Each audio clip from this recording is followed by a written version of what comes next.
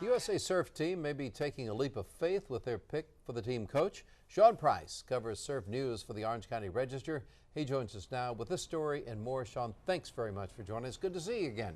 Good to be here. Having a great summer. It's a wonderful, the tough assignment you have. Talk about this new coach and give a little background on him. Joey is a great guy. Everybody can agree on that.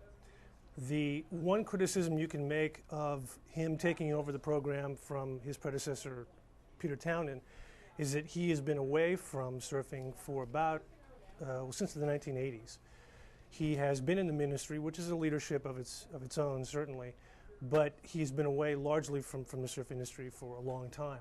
So the other problem is he's got to get the U.S. team ready for the Junior Championships in May in France, which is really not a lot of time. So he's really got a mountain to climb in getting used to coaching, getting used to working and leading this team, and getting it ready and all pointed in the right direction for May. One thing you mentioned in your column is the fact that the Hawaiian surfers have not been part of this team. Speak a bit about that and what's the challenge to get them participating.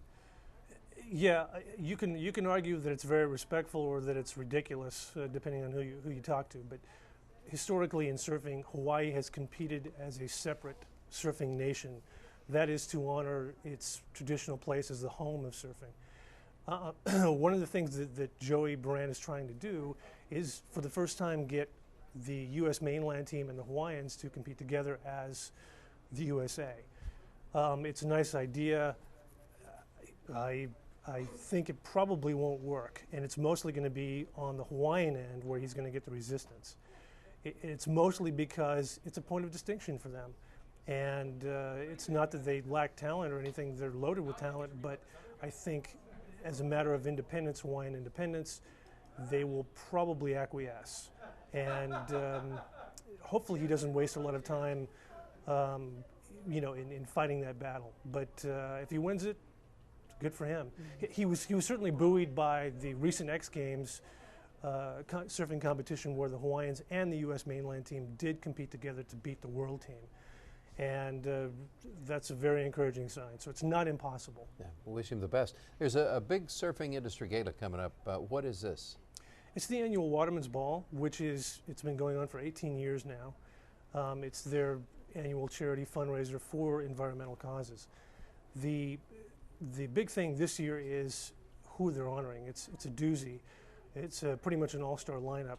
They've got Lisa Anderson, four-time world champ, being honored as Waterman or Waterwoman, I suppose, of the year. Yeah. Randy Rarick, Kelly Slater, Lane Beachley will also be receiving awards. Rock star Eddie Vedder, the lead singer for Pearl Jam, will be Environmentalist of the Year, and that'll be the big to-do this year. But they expect to raise about $500,000 for, I think, 16 different environmental groups. I understand it's sold out, so to get all the information how things go, they're going to have to read your story in the Register, right? Indeed they will. Indeed they will. We'll be there. When does it take place? Friday night at the Ritz-Carlton down in Laguna Niguel. I tell you, I've looked in the past. I've attended. Well, there's only one of them I've had a chance to go to, and they do get some good people. Lisa is a very special person. Can you talk about her just a little bit? Lisa is great. Her stature has really only grown with time.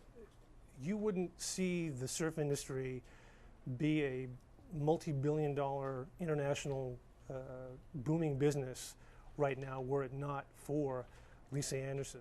She basically sparked the revival in the mid-90s and the boom of the women's surfwear line by being the face and really the voice and the entire personality of Roxy, which was started by Quicksilver.